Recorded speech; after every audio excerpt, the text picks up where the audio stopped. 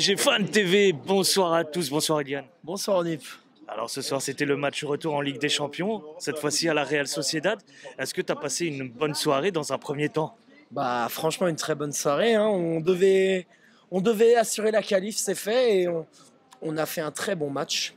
On a fait un très très bon match avec une très bonne entame de match. On savait qu'en plus l'entame de match ce serait la partie où on serait mis le plus à contribution. Qu'on savait que la Sociedad avait 2 buts de retard, donc que leur intérêt et leur seule chance de pouvoir revenir dans la course, c'était de nous prendre d'emblée.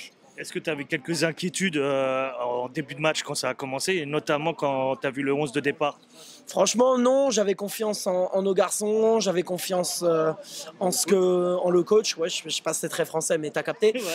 J'avais confiance en ce que nous proposait Enrique, j'avais confiance en ce qu'il avait dit. C'est-à-dire, je me suis dit quand même, cette équipe va le faire. Je vois pas.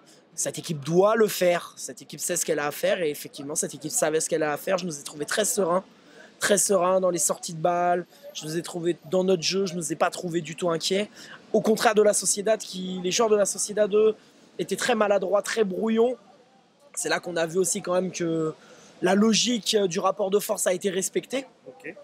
Et bon, Mbappé, il nous énerve, mais qu'est-ce qu'il est précieux ce petit con. Qu'est-ce qu'il est précieux. Voilà, vous n'êtes pas content, ben doublez, voilà. On sent que tu es plutôt content de la performance de Mbappé. Est-ce que clairement ça a été le joueur décisif dans ce match? Bah clairement, on a bien vu le premier but. Il trouve les filets carrément. Moi je croyais que c'était que dans Olivier Tom tu trouvais les filets. Les frappes de Mark Landers, le tir du tigre. Les connaisseurs ils savent. Mais non, c'était franchement de très belles actions de la part de Kylian Mbappé. Mais il faut parler aussi des autres. C'est surtout, pour moi, c'est une performance collective avant tout. Parce que oui, Mbappé, évidemment, il met son doublé, mais performance collective avant tout. Vitinha, qui avait été critiqué plusieurs fois, à plusieurs reprises, même moi, je l'ai critiqué sur la chaîne, mais là, très bon match. J'ai aimé l'attitude de Vitinha sur ce match où tu sens qu'il ralentit pas le jeu, au contraire, il essaye de faire le moins de touches de balle possible pour vite donner ses ballons. Et c'est dans ça qu'il est le meilleur. Quand il essaye de ralentir, il hésite trop, c'est là où il est pas bon. Mais quand il joue façon métronome, tic-tac, il se pose pas la question, il donne ses ballons. Alors petit focus tout de même sur un événement, alors on aime bien en parler à chaque fois en la mi-temps, les changements que Luis Enrique fait durant cette mi-temps, et notamment la sortie de Barcola pour Kang-in Lee. Est-ce que tu l'as trouvé judicieux? Tu vas me dire oui parce qu'il délivre une passe décisive, mais clairement est-ce que tu trouves que ces changements à la mi-temps rectifient un petit peu le cours de match? Ah, tu l'as dit toi-même, hein, les changements sont à la mi-temps, c'est fait pour justement rectifier. Je trouve ça bien de les faire rapidement et de ne pas attendre l'heure de jeu ou de ne pas attendre d'être en mauvaise posture pour les faire. Et tu sais que c'était quelque chose qu'on critiquait un petit peu, notamment par exemple Mbappé sorti à la 60e ou...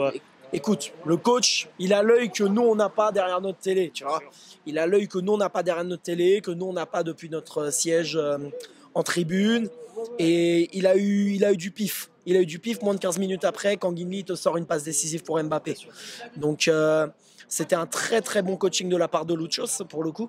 Même si au début je me suis demandé pourquoi sortir Barcola qui pour moi faisait pas un mauvais match. Je le trouvais pas, c'était pas son meilleur match, mais c'était pas non plus son plus mauvais match. Je comprenais pas. Je me disais il pouvait laisser Barcola, mais non, il a préféré faire rentrer Kanguinli. Au final très très bonne idée parce que ça a payé. Kanguinli fait un excellent match aussi. Il y en a un dont je n'ai pas parlé, je vais parler. Beraldo, je pense que voilà, on a tous vu ce soir que Beraldo, son poste, c'est défenseur central. C'est pas latéral gauche, c'est défenseur central. On a vu où il avait été assez mauvais en tant que latéral, parce que c'est pas son poste, tout simplement. Et là, par contre, défenseur central, il a fait le taf. Et avec Hernandez, justement, est-ce que tu vois un avenir dans cet effectif? Avec Hernandez, j'ai beaucoup aimé aussi le match. Hernandez, il s'est vraiment bien battu, surtout sur la fin. Tu sentais qu'il était pas rassasié, il voulait aller jusqu'au bout. Et il y avait une bonne complémentarité, une bonne entente entre Hernandez et Beraldo. Et ouais, j'ai aimé le match de Beraldo, même si la fin, c'est un peu la fausse note. Mais bon, il doit apprendre, il est jeune. On va dire que l'essentiel a été fait et son match dans l'ensemble est bon malgré cette erreur à la fin, erreur de jeunesse, on va dire. Alors, dans cette euphorie et cette joie d'être qualifié pour les quarts de finale, est-ce que tu y vois tout de même quelques problèmes ou en tout cas quelques points négatifs que tu as pu apercevoir durant ce match? Le point négatif, je dirais qu'après le deuxième but de Mbappé, je pense qu'on s'est un peu trop enflammé. D'accord. On s'est un peu trop enflammé, on a commencé à perdre un peu notre concentration et notre sérieux, alors que justement, c'est peut-être la partie du match où on a été le moins concentré en fait.